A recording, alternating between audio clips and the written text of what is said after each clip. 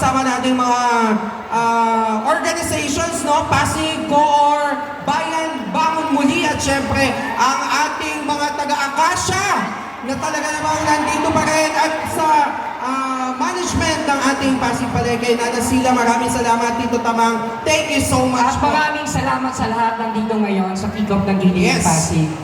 Inaanyayahan po natin ang ating Miss Mikey Kuwangko-Jaworski. Para ipakilala ang ating Susunod na magsasalita. susunod na magsasalita. Magandang umaga po sa inyong lahat, Mayor, Congressman, sa mga kandidato natin para konsehal.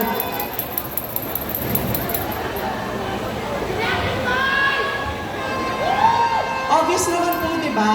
Nakikigiting ng Pasig t-shirt ako.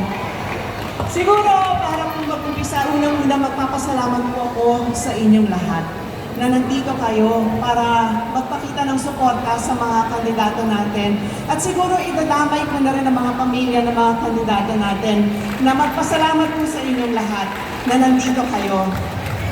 Kaya po nung nabanggit, ako po nandito para ipakilala ang aking asawa.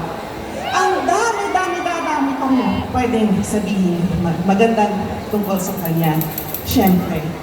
Diba? Pero para po sa akin, mas mahalaga po ang marinig nyo galing sa kanya. Ang gusto niya pong malaman nyo. Ito na lang po ang sasabihin ko. Si Dodot po, mahal ang Pasigueño. Siguro po, kahit na rin yung mga pasaway. Wala na nag-react sila. Pero maliban po doon, alam ko po, mahal na mahal niya ang aming pamilya. Pinapakita po niya kung ano po ang pagmamahal niya sa amin. Nakikita ko po na ganun din sa ating lahat. Opo. At ito po, higit po sa lahat, maliban din po sa mahal niya ang ating bansang Pilipinas, mahal niya po ang Panginoon. At doon po ako pinaka-proud sa kanya. Kaya pakinggan po natin ang ating pong Vice Mayor, si Dodot Jaworski.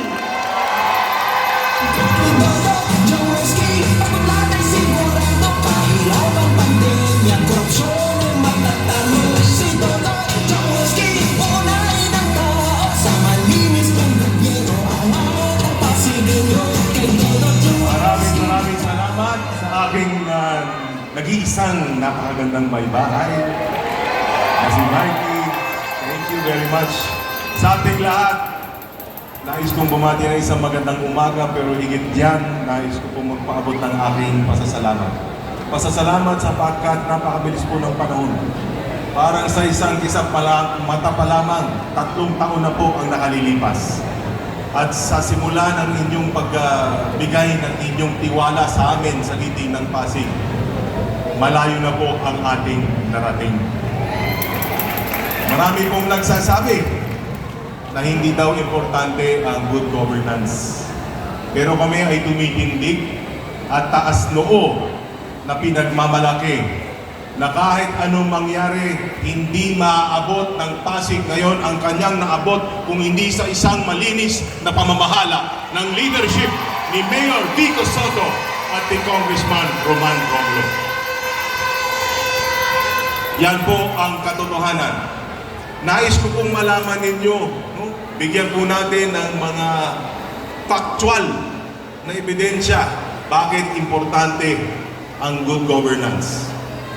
Pag-upo ko ni Mayor Vico noong 2019, ang budget po ng Pasig noon ay 10 billion pesos. Tumama ang pandemya, sarado ang negosyo, pati palengke noon, halos may oras ang operasyon. Hindi tayo makalabas sa bahay. Pero gitna ng pandemya, imbes na bumaba o bumagsak ang koleksyon ng ating lungsod, umakyat pa. Pagpasok po ng inyong 11 council sa 2022, mula 10 billion nung panahon ni Mayor Vico sa 2019, gitna ng pandemya, naging 13.5 billion pa ang budget ng ating lungsod noong 2022. 2023, pinasa ng inyong 11th Council 15 billion pesos. 2024, naging 17.2 billion pesos ang income ng Pasig. Itong 2025, dahil tumitindig ang inyong liderato sa isang malinis na pamamahala, 22.4 billion pesos na po ang ating budget. Bakit ko po binabanggit ang budget ng Pasig? Simple lang po. Una sa lahat, ang taong bayan ngayon ay nagbabayad ng tamang buwis. Kung malalaman po ninyo, hindi po nagtaas ang inyong city government ng buwis. Kahit na piso, hindi po tayo nagtaas ng taxes.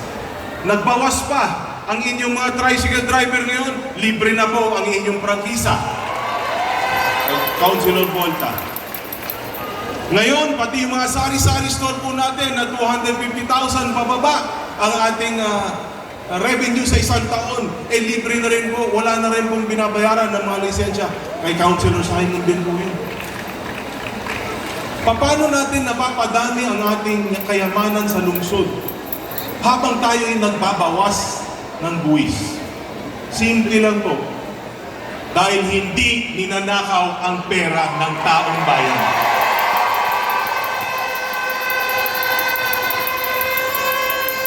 Dumadami ang servisyo natin mula po sa ating mga senior citizen. Nabanggit na po kanina ni Pao. Na ngayon, meron na tayong local senior pension. Pati na rin po ang expanded local senior pension natin, yung nakakatanggap ng SS o GSS na 4,000 pababa ng ating mga senior, makakatanggap na rin kayo ng local senior pension mula sa ating lokal na pamahalaan. Ang ating mga solo parents. Ang solo parent po ngayon, magtanong kayo sa mga kapitbahay natin lungsod o kahit sa buong Pilipinas, iilan lang po tayo na nagbibigay ng benepisyo na 1,000 cash subsidy sa ating local ng ating solo parents. Sa ating mga PWD na bedridden, ngayon, meron na rin po tayong isang ordinansa na nagbibigay o magbibigay ng local pension sa kanila para sa patulong, kanilang pag-abot ng kanilang pang-araw-araw. Lahat po ng mga programang ito kailangan po ng pondo. Pero saan nanggagaling ang perang ito? Nagbabawas tayo ng tax, dumadami ang nabibigyan natin serbisyo sa buong lungsod. Nanggagaling ito sa isang katotohanan, uulit-ulitin ko, dahil hindi ninanakaw ang pera ng taong bayan ng bayan.